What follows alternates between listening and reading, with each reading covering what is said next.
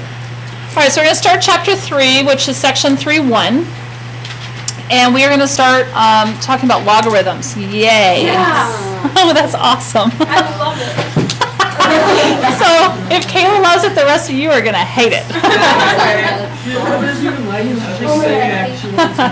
All right, here we go. No, I actually died over here. Shh, they're really, Mike, they're really not that bad.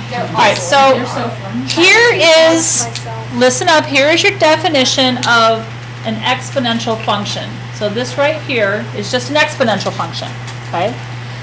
F of x, function notation, right, equals a to the x. So some base raised to the exponent, that needs to be put away. Your exponent now is going to have a variable in it. Your graph is going to look like this. A is going to be some sort of number like 3 to the x, or negative 3 to the x, or 1/3 of the x. So A is actually a real number. Your domain, if this is what your graph looks like, and it doesn't matter what your base is, you will always have 0, 1 as a critical value. And in your graphs, you always have to graph that critical value because we're going to do some translations today and it can change. But your critical value is your starting point on your general exponential graph. Okay? So notice here that it says A has to be greater than 0.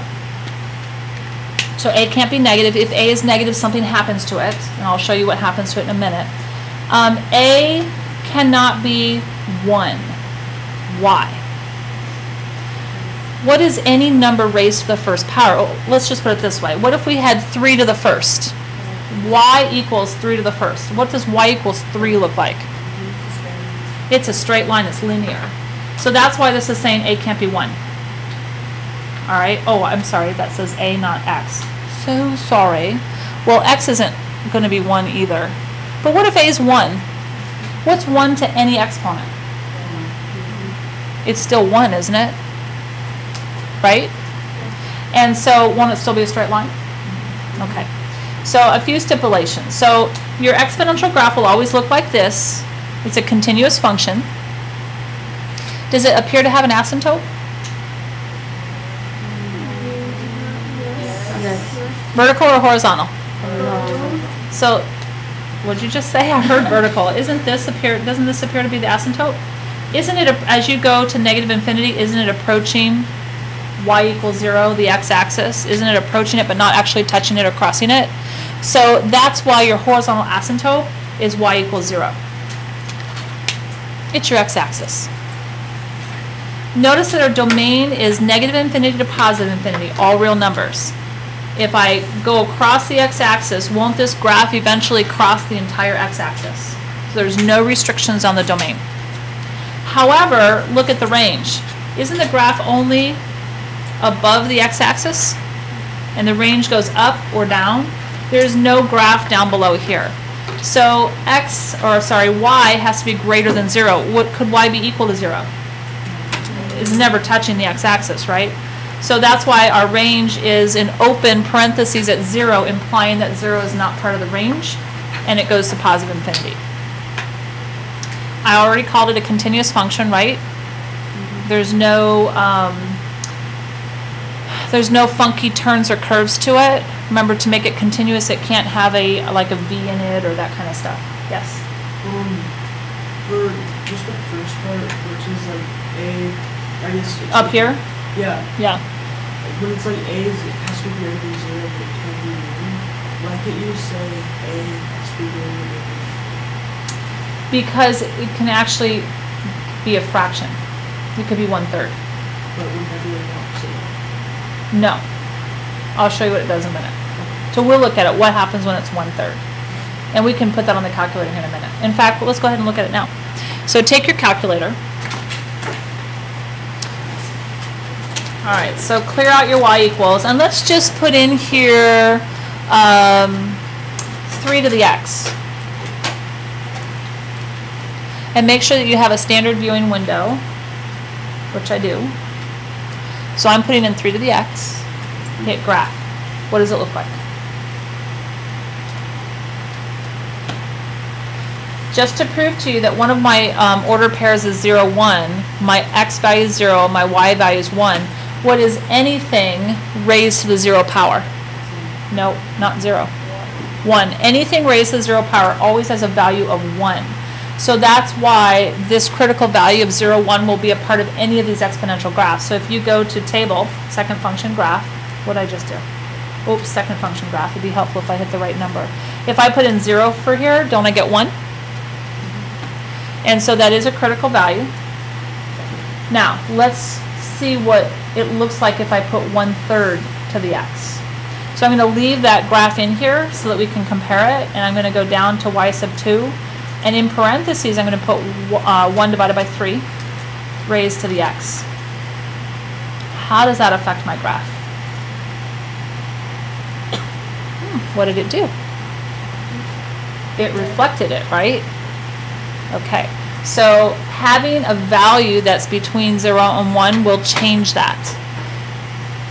Because here's what happens. If I take 3 and keep raising it to an exponent, 3 to the first is 3, 3 to the second is 9, 3 to the third is 27. Isn't it an increasing function? Doesn't it start to increase rapidly? But think about what happens when I take 1/3 and raise it to the first. I get 1/3. 1/3 raised to the second, isn't that 1/9? Is 1/9 bigger or smaller than 1/3? Smaller. So as I increase my value for x, doesn't my y value get smaller and smaller and smaller rapidly? So it will never approach, it will never become 0, ever. So that's why it's going to approach y equals 0, the x-axis, as an asymptote. So we're going to talk about it when it's between 0 and 1. All right, so that's why for right now it says it's greater than 0, and increases its positive slope. So long as this is not a fraction between 0 and 1, as you approach positive infinity, isn't it an increasing function? Right? So if it were 1/3 as I approach positive infinity, it was a decreasing function, wasn't it? So there is a difference. And then this is your critical value.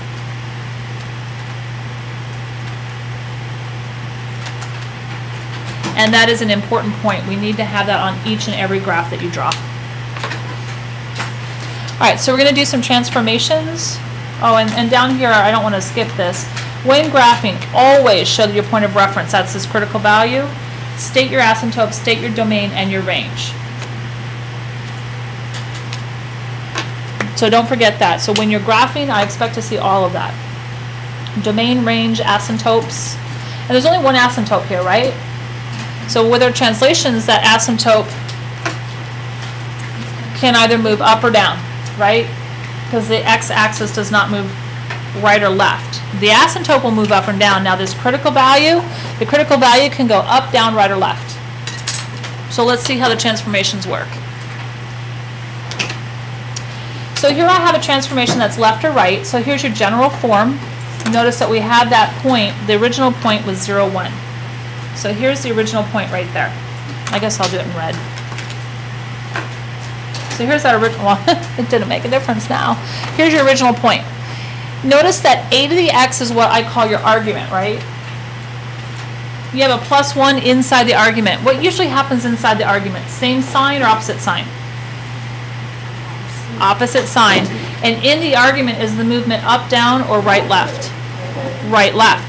So because of this, we have, that is +1, right? So we are going left 1. Look what happened to your critical value. Didn't it go to the left 1? The shape of the graph didn't change. All that changed was the entire graph got moved 1 unit to the left. That's it. Whereas this one is outside the argument, the -3. So this is your general function. But that -3 outside the argument is the movement up, down, or right, left? Up, down. And outside the argument, is it same sign or different sign? Same sign. So what's this transformation? Down 3. And here was my original critical value. Right there's 1. So my critical point, my reference point is right there. Notice that it got moved down 1, then this is -1, so 1, 2, 3. It got moved down to 3 there. Again, the shape of the graph didn't change. It's still increasing. Yes? Why do you have the dot next to +1? Here, this is my original reference point. That 0, 1, that's the point that we are translating. and that tells us what happens to our graph. So that original point is 0, 1, that's the one that I'm always moving. So you'll see me always plotting it here, so then I can move it.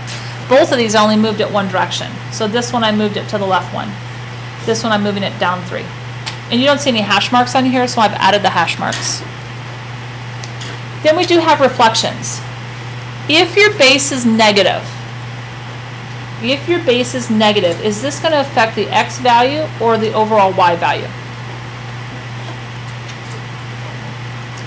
It's going to affect the overall y value, isn't it? Right? It's going to affect your overall y value because this negative, by the way, is not raised to the exponent. This negative is not raised to that exponent. So won't the value of the argument always be negative? Do you see how it affects the y? The y is your output.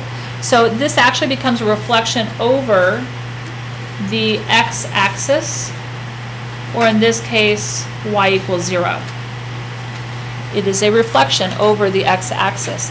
And so here is my x-axis right here, and our critical value comes into play. So here's my x-axis.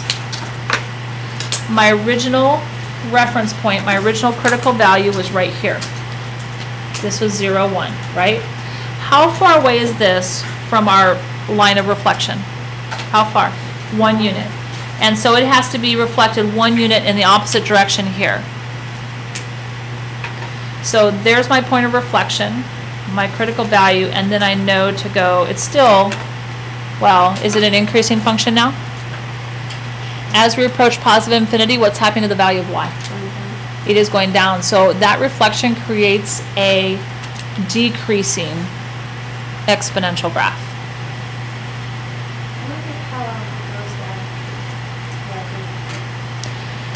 So let's just put a value in here. If I originally had 3 to the x, right?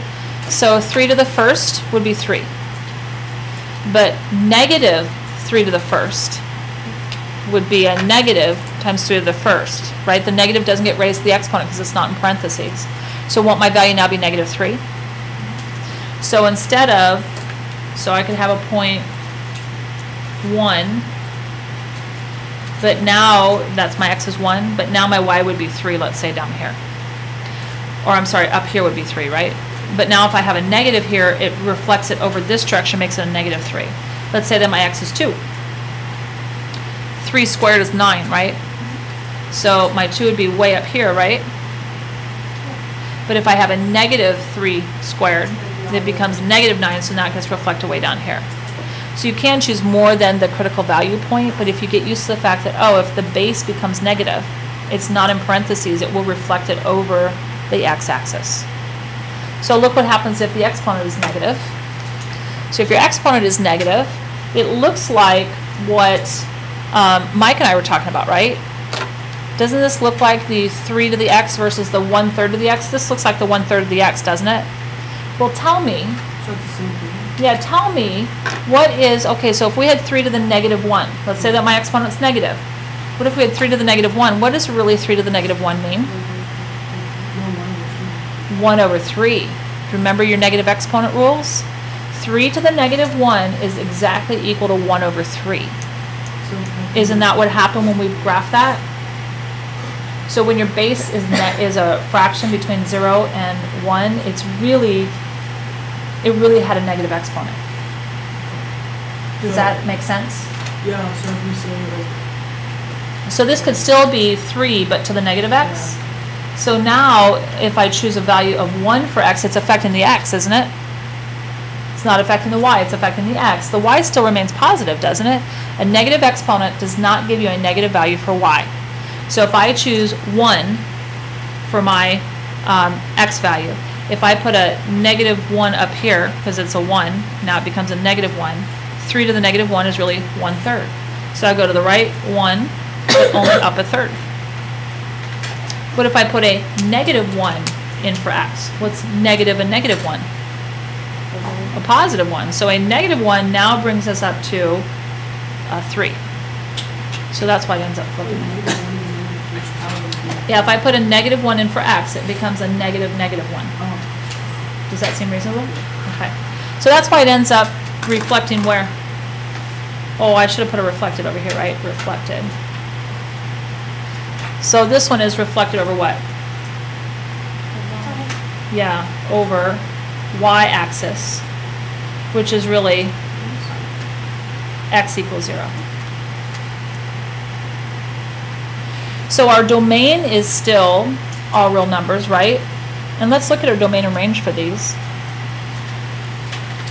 Did your domain change here when we transform it? No, it's still negative infinity to positive infinity, right? What about your range? Did your range change? Moving it right or left, does your range change? No. Okay, so my range is still greater than 0, or 0 to positive infinity. What about here? Does my domain change? No. What happened to your range? If we move down 3, what happens to your range? Your original range was 0 to positive infinity. So if you move down 3, what is it now? Negative 3 to positive infinity. Won't it be? Won't this horizontal asymptote also get moved? So we need to talk about that. So here's 1, 2, 3. You need to write in here your horizontal asymptote also got dropped down to y equals negative 3, because this was originally y equals 0, right? If that moves down 3, your horizontal asymptote also moves down 3. So your range now becomes negative 3 to positive infinity. It does affect your range. Domain is still the same on both of those. What got affected here on the reflection over the x-axis? Does the domain change? Nope. Still negative infinity to positive infinity. Paris. How about your range? Did your range change? It did. What did it become? Your range was up here, right? Now your range is all down here. Your y is below 0, isn't it? This is your horizontal asymptote. Your horizontal asymptote tells you where the starting point for your y or your range is. So because it's at 0, but it goes 0 to what? Do I write it 0 to negative infinity though? Negative infinity to 0. So your range this time is negative infinity to 0.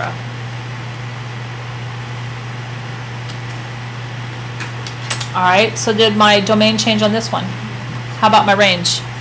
No, so neither one of those, that reflection over the y-axis didn't affect my domain or range. Okay, so what things affected it? Moving up and down, right, affected your range, and then reflecting over the x-axis also reflected your range. So it seems like here your range is the most affected, right? Okay, so now you're going to graph these. So, oh, look, lo and behold, we have 3 as a base. It really doesn't matter what your base is. What matters is what does the graph look like. So notice that your base is going to be an integer right now. We did talk about what happens if your base is a fraction. But here's my base. I've got x minus 2. What do you think is going to happen to the general form that looks like this? And this is your critical value right here of 0, 1. What's going to happen at that point? How's it going to move with x minus 2? It's inside the argument, right? Opposite sign. So we are moving right 2. So I want to go, does that affect my horizontal asymptote at all? Does a right or a left affect my horizontal asymptote? No. Okay, so it's still y equals 0, because that's important for you to know what's the horizontal asymptote. And so then I could make you figure out what the y-intercept is, but I'm not going to. But you can think about it. What if x is 0? Because that's where, x is 0 on the y-axis. Won't this be 3 to the negative 2? What's 3 to the negative 2? 1 over 9. So it's really, really close down here, isn't it? So the direction hasn't changed. We're still like this. That's really all I expect to see. I need you to label this now as 2, 1. So I need the horizontal asymptote labeled. I need this labeled. And didn't they also ask for the domain and range? What's the domain?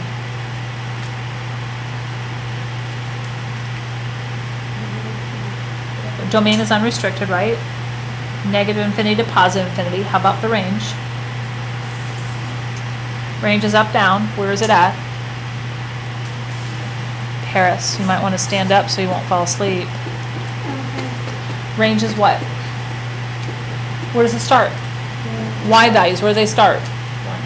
No, but at 0, because that's still our asymptote, right? Remember, your asymptote is your starting point for your range. Because our asymptote is at 0, our range starts at 0, and it goes to positive infinity, doesn't it? So my range and domain have not been affected. Yes? Why isn't it Even though I've moved it to the right 2 places, it still doesn't affect it. It's going to slowly approach this asymptote, and it's going to get close to 0, but not 0. It's going to get close to it, but it will not ever be 0, because it can't cross that asymptote. It's accepted. We can do it all day long if you want to. I'm fine. All right. Try this one. I have 2 things going on here, right? What does this do right here, the -1? Okay, because inside the argument it's right, left, so it's opposite sign, so it is right 1. And then what's +3 going to do? Up 3. So take your critical value and it starts here at 0, 1, right? So I want to move it. I want to move it right 1, but up 1, 2, 3. What's that new ordered pair? 1, 4, right? And then has our horizontal asymptote moved at all? What causes it to move? The +3. So it originally was here at y equals 0, so I have to move it up to 1, 2, y equals 3. That's important because otherwise you're not going to get the shape of your graph correct. Some of you are not putting arrows on your asymptotes. You need to make sure you're putting arrows on them and label it y equals 3. Now can I get a good shape to my graph? I have to cross through that critical value and hug the asymptote. Again, no reflection occurred. Now what's happening here? We have a reflection that's affecting the y because it's on the outside and it's not raised to the exponent. So because it's reflecting, it's affecting y, it's reflected over the x-axis. So we will do the reflection after we move it. So watch what happens. So we will reflect over the, actually it's not over the x-axis, and I'll show you why in a minute. So I'm going to hold off on what we're reflecting over. But how are we moving it? What's the -2 do? Right 2, correct? So here's my hash marks, put them in. So my original critical value was right here. So if I'm moving it right 2, this is my new, almost new critical value, right? But we have a reflection. Because I didn't move up or down, where's my axis of symmetry? Or axis of symmetry, where's my asymptote? Y equals 0. So this is my asymptote right here, y equals 0. So won't my reflection be over y equals 0, my x-axis? How far away is this point from my x-axis? So I need to reflect it on the other side, so I'm going to put some hash marks in there. Exactly the same distance, 1 unit away. Because this is an asymptote, you want to go through it and hug the asymptote, but go through that critical value. So now it's going in the opposite direction. A reflection causes an increasing exponential graph to become a decreasing exponential graph if it's reflected over the, bless you, over the asymptote. That's a little harder, right? Last one. This one's the hardest one of all. Question. Yeah, I just don't get why the y-intercept is always 1 or always 0, 1. That is the critical value, and I told you before, choose a base for A. Okay, in this case, we chose 3. You could have chosen any number you want to. What's 3 to the 0? If x value is 0, what's any base raised to 0? 1. That's why it will always be 0, 1. Does that make sense? Okay. All right, so let's look at this one. Last one for the reflections, and we'll look at the equations on the back. So now we have actually two reflections going on, don't we? And a movement, right? What's our movement? We're going to go up one. We are going to reflect over. This reflects it over what? The y-axis, but yes, we're going to say over y-axis. I'll say that. And then this other reflection, we need to, since we have a movement up, doesn't that move our horizontal asymptote? So we're going to move that first because I want you to see what the reflection actually is, because that's what I'm really reflecting over. So this is my original point is 0, 1. My movement is actually up. That's my movement before reflection, right? Up there.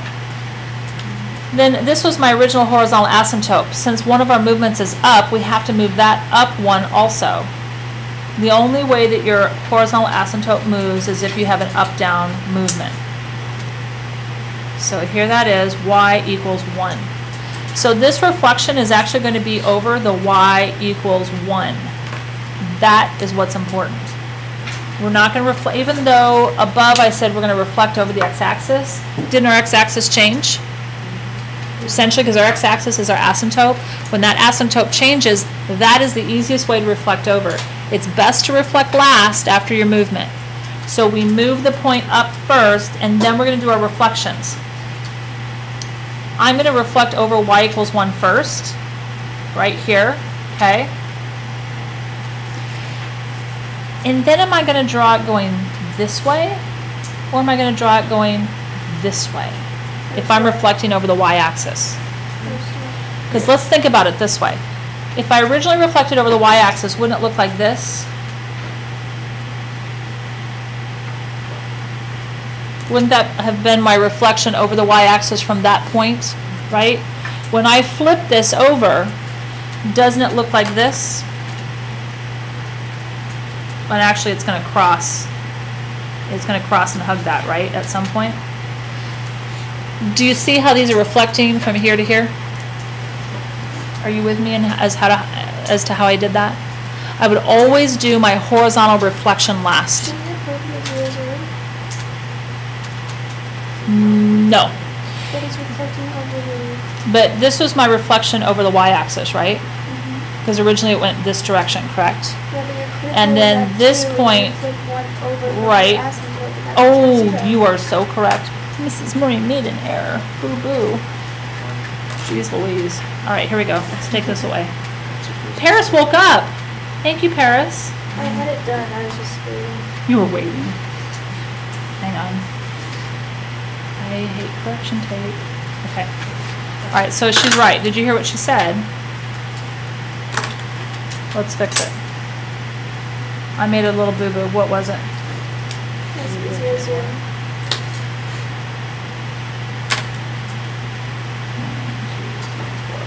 Okay, so let's start that again. This was my original point, right? We moved it up 1.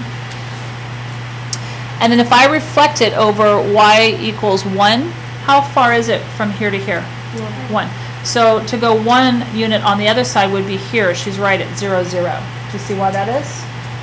Aren't these now equal distances away from y equals 1? Yeah, so she's right. So then, because my reflection over the y-axis flipped it that way, now if I go down this way, this would end up being down here, going through here. This is going to end up being closer up to here, correct? So it should go in that direction. I'm not going to be picky about where it crosses the x-axis. I'm mostly interested in this point here, which you now need to label as 0, 0. Did we forget to label this one? What's this one? What's this one here? 2, -1. Okay? And this is still y equals 1. All right, so we're good with that. You ready to do the word problems on the back? Now the word problems are all graphs that look like this. All right, so let's flip this. You're now going to be working with the natural base of e. which also goes along with the natural log. E is very similar to pi, where it's a irrational decimal. So this is the value of E out to a couple of places. Your calculator, do you know where your E is on your calculator?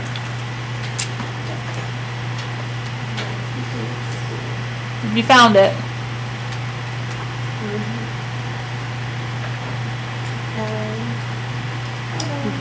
This is your e to the x, but where's your actual e?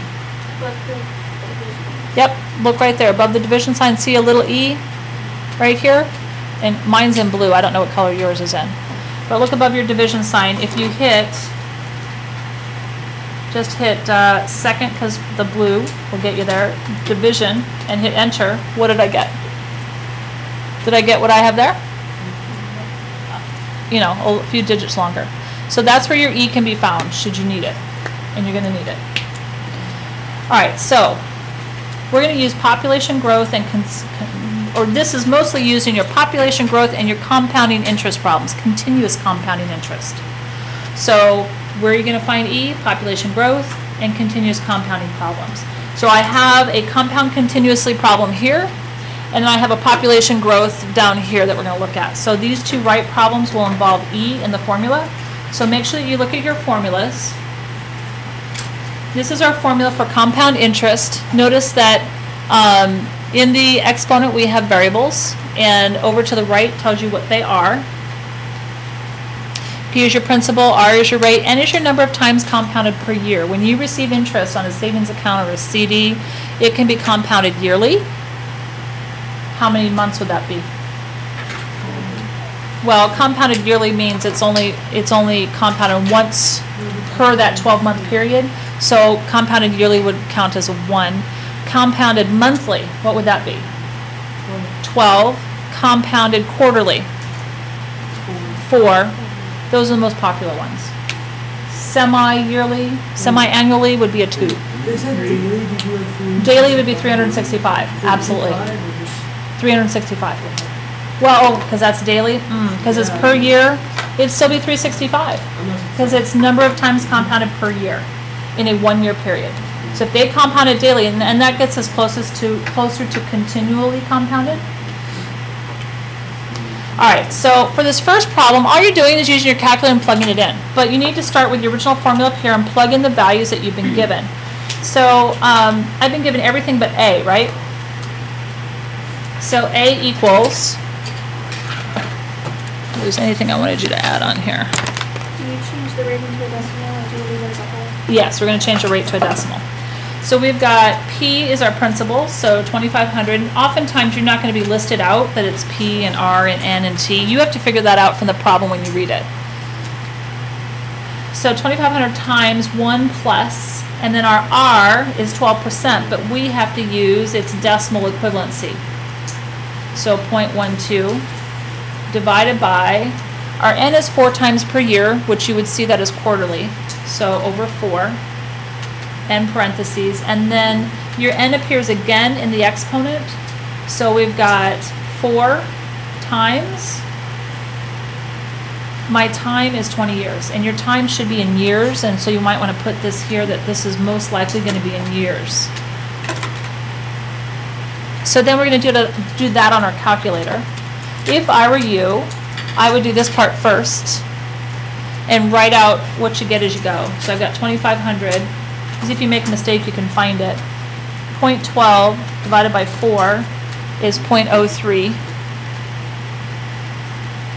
And then plus 1. That's what's in your parentheses, 1.03. What's 4 times 20? 80. So at this point, this is what I'd plug into my calculator. I'd plug this amount in rather than this amount. It's less complicated. So what I'm going to do is 2,500 times 1.03 raised to the 80th. Because this is principal, or this is the amount of interest I'm going to receive, what do I want to round to? I've got 26,000, gosh I wish, $602.22 or 23? 23. Make sure your rounding is accurate because you'll lose points for rounding incorrectly. So this is going to give you the amount of money plus your principal, because then we start out with 2,500. So this is your principal plus interest. If you never took any money out, this would be your balance at the end of 20 years. Isn't that fabulous? That's a long time to get there though. But that's only starting out with 2,500. 12% interest is a really good rate. That's without adding any additional money to that account. You just sat there for 20 years. Not bad return, right? All right, so how is that different if we compound it continuously? So let's look at the difference in amounts. Let's see which one's better, which one's going to give you more money. So here's our formula. It's a lot easier formula, correct? All right, so we're going to take A equals, our principal is still 2,500, but this time I've got E, and E is not a variable, it's that number. But E itself is raised to the R, which is, again, we're going to use 0.12. And then we still have 20 years. So again, if I were you, I would most likely, so you don't complicate your calculator, you could if you want to, I would, for most of you, do 0.2 times 20 to figure out what that is, which is 2.4. So what I would be putting in my calculator is this. 2,500, whoops, times E to the 2.4. So that's what I'm going to punch in. Right. Yeah. How come there's no 2 next to be everywhere up top where A used to be That should be an RT. Oh, it's RT. There's no N. Does that look like an N to you? That's RT. Oh, here, that is. Yeah, it's awfully tiny. I would agree with you. All right, so I'm going to take my E and raise it to the 2.4. Whoops, I didn't raise it. My bad.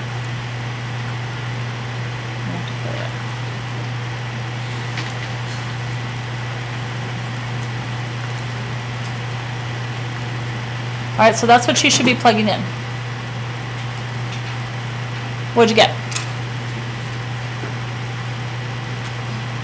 $27,557 and what? And 94 cents is correct. You get more money compounding continuously or compounding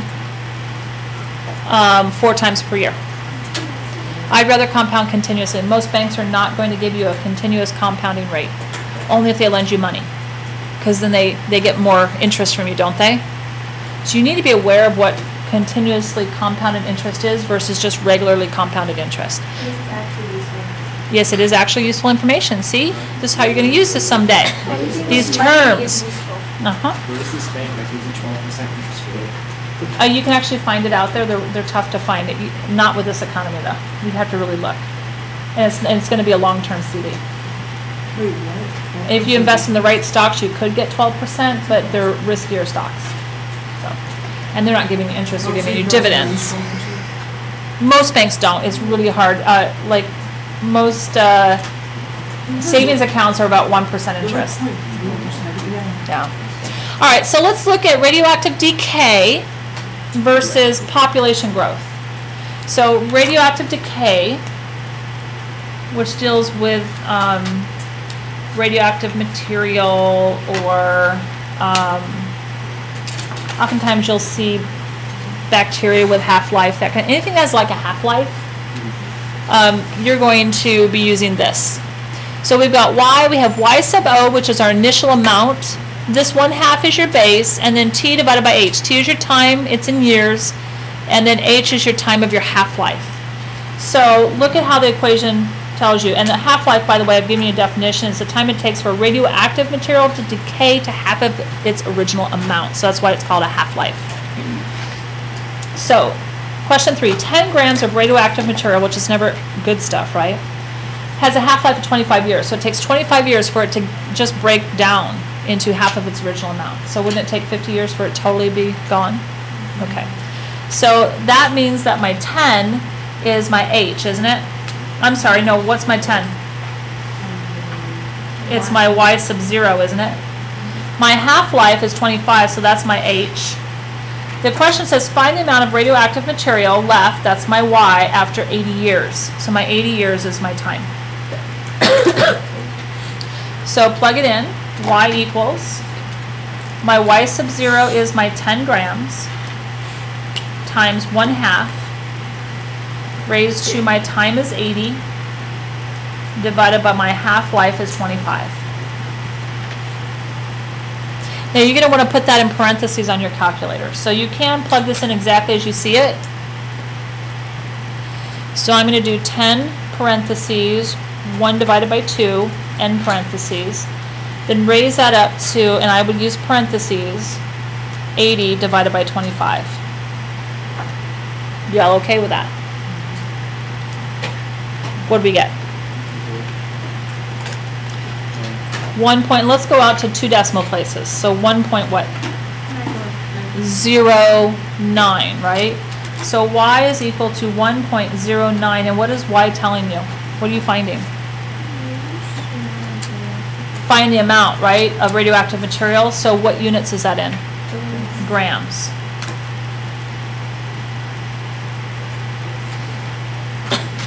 So that wasn't years. We will end up with, after 80 years, oh, gee, it didn't all go away in 50 years, did it? Why? Because it breaks down each half. It breaks down each half, and then a half, and then a half, and then a half, right? Will it ever get down to 0? Nope. Remember what the horizontal asymptote is on this? Does it ever reach 0? Radioactive material does not go away. Okay, eventually it does, but not completely, right? They like you to think it does. Well, it's like take a piece of paper and keep folding it in half. Will you ever run out of a half to fold it into? There's no such thing as absolute 0. Thank you, there you go. No, I mean like in any situation. I mean, technically there's at one point that you could quit folding the paper in half, but you just, I mean, I would have my paper going here all the way to the moon at least, right? But that's not realistically possible. Keep dividing the distance from here to the moon in half. And you would never get there, would you? No. Yep, you're right. All right, so let's find population growth. A fruit fly starts at 20. What does that mean? Is that your initial amount, your rate of growth, or your time? Okay, so this is my y sub 0. And then 3% is what? My rate, and I want to look at it as 0.03, and so that's my r. And then the directions say find your population. Well, y is your population because it's population growth in 72 hours. So this is our time. So this time our time is in hours, not years. So we have y equals, y sub 0 is 20. We're using e, right? So I'm going to put parentheses e.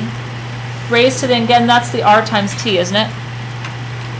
So my r is 0.03 times 72.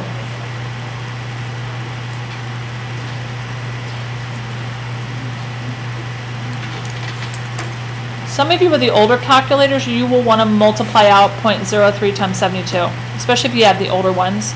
The newer ones, you can still do it without doing that. But for chuckle's sake, I'm going to go ahead and do it this way. So 0.03 times 72 gives us 2.16. So if you raise this to the 2.16, here's the problem though. What if you got a repeating decimal here? Then you better not put the repeating decimal in. You better put the actual fraction in, or whatever it is that they give you. Here you're not going to get that because you're not starting with a repeating decimal. All right, so that's what I'm going to put in my calculator. So 20 times e to the 2.16. Whoops, that's not what I wanted.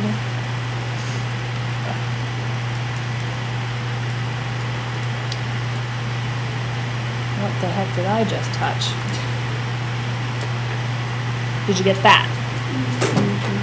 What is that? This is population growth, right? So shouldn't we expect a bigger number? Fruit flies reproduced. Good thing we didn't put rabbits in there, right? So y is equal to 173.04 4, 2, 2, I'm going to just put a dot, dot, dot.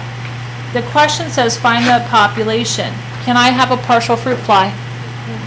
So what's my act? No, I cannot. Fruit flies come in whole units. You can, but it's not really Now, radioactive material comes in partial units, right? But fruit flies and things that are growing, people, they come in whole units. So your answer needs to be what?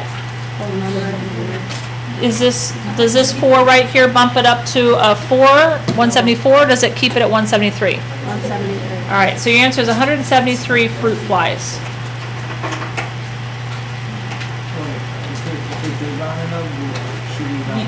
No, you have to look at your decimal, okay? Because of the decimal, we didn't have enough to make at least a half a fruit fly. We have to keep it down. So, fruit flies. That was a 6, we would round it up. Right, a 5, if it were 5 or higher. Oh, yeah. Fruit flies come in whole units. You might want to write that down there as a note to self. Will you mark off? Yeah, you will. That's kind of like, well, it's kind of like the government telling you that you can only, the average family has 2.5 children. Who's the 0.5 child? I know, it's just an average, but.